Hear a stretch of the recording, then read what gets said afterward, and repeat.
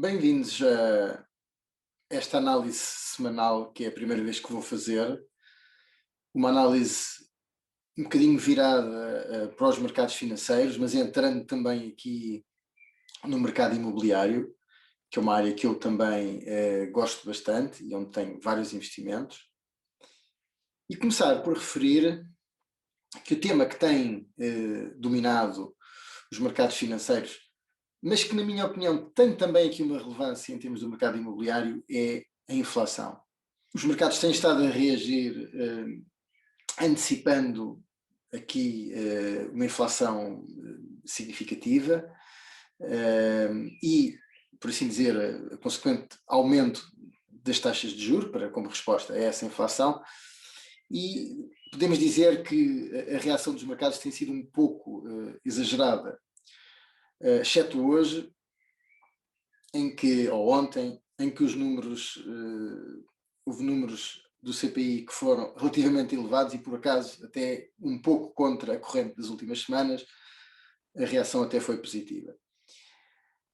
Podemos dizer, na minha opinião, eu acho que aquela reação inicial foi exagerada, não só porque, em termos históricos, a inflação que se antecipa, além de poder ser transitória, mas de 3% ou pouco acima de 3%, em termos históricos não é uma inflação significativa, além dela poder ser bastante, ou de haver dados que ela seja transitória. E passando aqui para o mercado imobiliário, eu queria aqui trazer um aspecto muito interessante. As pessoas espantam-se, sobretudo em Portugal, enfim, como é que o mercado imobiliário está tão ativo. Mas vemos que efetivamente, mais a nível internacional e mais, obviamente, nos Estados Unidos, onde a injeção de capital foi muito grande, e obviamente esse é um dos aspectos que leva aqui à inflação, que o preço das casas, mesmo aqui em Portugal, esteja a aumentar, por assim dizer, havendo em alguns setores uma crise tão forte. Uma primeira explicação poderá ser esta inflação a um nível mais macroeconómico e mais à escala global. Efetivamente, a inflação essa pressão de inflação pode-se manifestar, por exemplo, no preço das casas. Mas há um artigo muito interessante do Público da semana passada, onde vem referir que a venda de casas está muito ligada a estrangeiros que estão a comprar. Isto acaba por ser muito interessante e que seriam esses estrangeiros que teriam a impulsionar. Eu resido no centro de Lisboa e esta semana saí a pé e acabei por ir com a minha mulher, acabámos por ir tomar um café ali junto da zona do Mercado de Arroz. E sentámos numa esplanada e onde estava um casal português com uma senhora americana. Realmente, e a senhora americana estava ali e passaram outros americanos e estava a falar de investimento imobiliário em Portugal. Estava a dizer como o sítio é bom, a senhora estava ali, passaram até inclusivamente compatriotas dessa senhora e cumprimentaram. Um bocadinho mais à frente, quando nos levantámos, vimos um outro café onde estava uma série de indivíduos estrangeiros que não têm a ver com o turismo. Portanto, se calhar há efetivamente aqui uma procura, o nosso país tem condições tão boas que ao nível e esta situação da pandemia acelerou isso, que ao nível de ser uma hipótese viável de grande qualidade de vida para viver, possibilitado por um trabalho remoto, esta tendência se calhar está, por assim dizer, a fazer com que haja uma sustentação do mercado imobiliário e que essa sustentação seja significativa. Depois, havendo efetivamente aqui o fim das moratórias, poderia trazer alguma estabilidade e o facto de algumas famílias poderem não conseguir pagar as casas e essas casas de alguma forma voltar a entrar no mercado por incumprimento dessas famílias, eu julgo que à escala global e mesmo a nível nacional, onde se esse problema for um problema significativo, que há de haver medidas de apoio à semelhança de medidas de apoio que estão a acontecer noutros países. Assim sendo, este aspecto da inflação tem sobretudo feito com que no mercado acionista, o setor tecnológico, um setor muito forte e que o ano passado teve um incremento absolutamente brutal, esteja mais em baixo, e é atribuído precisamente estes receios da inflação fazerem com que, obviamente, este setor esteja em baixo. Não só, portanto, o retorno à normalidade do Covid faz com que haja aqui também uma rotação natural de setores e, efetivamente, quer a banca, quer o setor da energia têm tido desempenhos muito bons. Atenção, eram setores que estavam muito desvalorizados, sobretudo a banca, e ainda poderá haver aqui uma possibilidade de, apesar de ganhos significativos, deles poderem continuar, bem como, por assim dizer, setores que estavam mais afetados pela situação do Covid e que possam ainda, portanto, com a reabertura, subir. Vou-vos dar um exemplo, por exemplo, no Reino Unido, onde era esperado, portanto, que houvesse esse upside desses setores, isso tem sido atrasado, e é algo que é uma área que no futuro portanto, poderá estar portanto, aqui ainda desvalorizada e com potencialidade de subida, até aqui numa vertente em que se calhar há mais possibilidade de subida na Europa nos Estados Unidos, do que nos Estados Unidos, efetivamente por nós estarmos um pouco atrasados em todo este processo de reabertura e obviamente da performance nos anos anteriores fazer com que as ações europeias estejam desvalorizadas face às americanas. Depois, queria fazer aqui um comentário. Tivemos recentemente uma quebra forte no mercado das criptomoedas, que tem tido uma explosão absolutamente incrível. E eu queria só trazer aqui, de um ponto de vista muito prático e muito objetivo, aqui alguns conceitos. Porque, efetivamente, este aumento, na minha opinião, tem muito a ver aqui, e bem, tem muito a ver aqui com razões ideológicas de oposição ao sistema monetário tradicional. Há muita gente cansada dos bancos, cansada do sistema, cansada do controle dos bancos, do controle dos próprios Estados.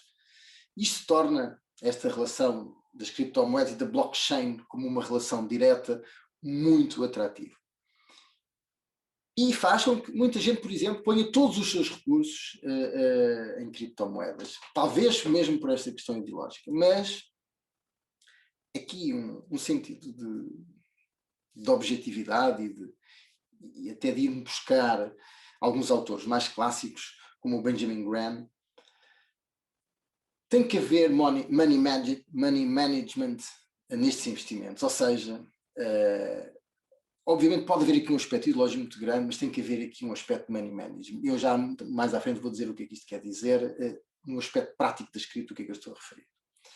Depois há quem diga, e eu percebo que estas quedas, porque obviamente este mercado, embora haja aqui riscos significativos, obviamente é um mercado que tem uma grande possibilidade de crescimento, mas que veja nestas correções como uma oportunidade. Sem dúvida que é sempre uma oportunidade, apesar dos riscos. Temos riscos por exemplo, de controle estatal, de regulação, que poderiam afetar fortemente, mas eu julgo que esta ideia de oportunidade, ligada àquilo que eu disse antes, ou seja, alguém que, por exemplo, e isto é em si um facto de risco significativo, o risco é aquilo que também traz retorno, e nesta área isso tem acontecido. Vamos imaginar alguém que tenha posto todos os seus recursos em criptomoedas, e há muita gente que funciona desta forma. Onde é que a questão destas correções é uma oportunidade, se as pessoas já têm os recursos? Vão-me dizer, e pode haver, mas que estas pessoas não investiram totalmente tudo o que tinham em criptomoedas? Se não tivessem investido, também não tinham tido os ganhos significativos que tiveram. Portanto, eu julgo que é óbvio que é sempre uma oportunidade, mas é para quem não investiu, e mesmo assim com riscos associados. Portanto, aqui o conceito de oportunidade é muito relativo para quem investiu já nesta área tudo aquilo que tinha. Portanto, dificilmente eu acho que se aplica aqui a questão da oportunidade. Depois, obviamente são investimentos recentes em que os aspectos fundamentais às vezes são de difícil interpretação, tentamos interpretar como ter sido o tweet do Elon Musk ou comentários de responsáveis governamentais chineses, mas a verdade é que se olharmos, ou então vamos buscar indicadores do ponto de vista técnico, enfim, que para o mercado acionista já são muito subjetivos, e aqui essa subjetividade é muito maior, mas ver dois aspectos aqui muito grandes, ou, na minha opinião, significativos e muito práticos. A volatilidade com esta quebra, tem havido aqui uma grande volatilidade posterior, onde diariamente vemos moedas que descem e sobem 10%. Portanto, a ver estes movimentos de volatilidade, mais do que se calhar outros aspectos técnicos, e sobretudo percebermos, também ligado àquela questão dos comentários e dos tweets, que há aqui e de fenómenos hoje em dia muito diferentes, como sejam aqueles fenómenos em que no mundo digital todos se juntam para tentar levantar uma moeda ou um ativo. O momentum é muito importante, e perceber que realmente o trading das criptomoedas tem muito a ver com o momentum, tem a ver com aproveitar estas subidas ou estas descidas e perceber que mais do que se calhar outros aspectos técnicos, esta é uma das principais características. E depois, e aqui voltamos à questão do money management, é perceber que contaram-me recentemente que havia uma pessoa inserida neste tal quadro ideológico que eu percebo e que até em certa medida não posso deixar de me identificar com ele, mas que acabou por investir tudo em criptomoedas. E então investiu cerca de 20 mil dólares e estaria já a ganhar mais de 50 mil, ou seja, 30 mil dólares somado aos 20 mil, estaria já com a conta nos 50 mil dólares, e que agora perdeu tudo. O que é que isto quer dizer?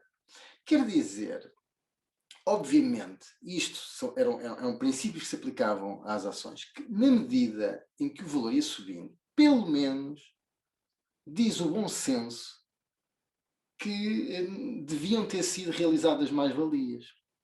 Ou seja, quando as coisas sobem demasiado, eu não sou tenho aderido cada vez mais a este universo, tenho uma postura mais tradicional, utilizo aquela regra dos 5 ou 10% em ativos especulativos, nos quais insiro as criptomoedas.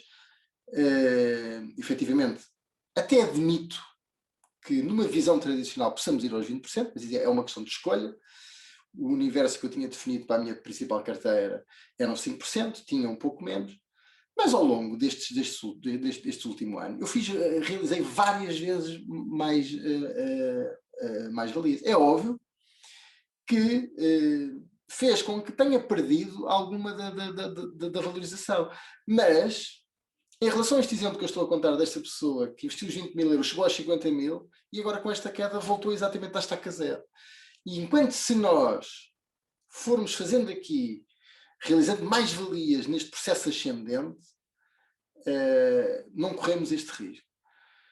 E portanto, é óbvio que não estando plenamente no mercado, não temos uma mais-valia tão significativa, mas vamos realizando ao longo do tempo. E sim, até digo mais, se o tivéssemos feito, provavelmente estaríamos em outras condições para agora aproveitar a tal oportunidade do preço. Portanto, acaba por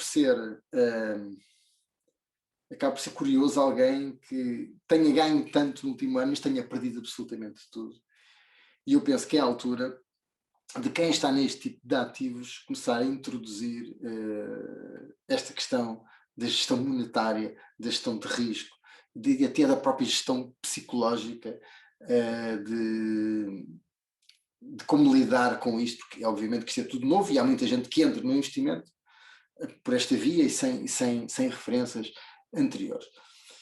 Um outro aspecto que eu queria falar tem a ver aqui com uma crescente tensão entre os Estados Unidos e a China, que obviamente é interpretada com o facto da China estar a caminhar, ou estar já num patamar cimeiro com os Estados Unidos de dominância mundial e económica.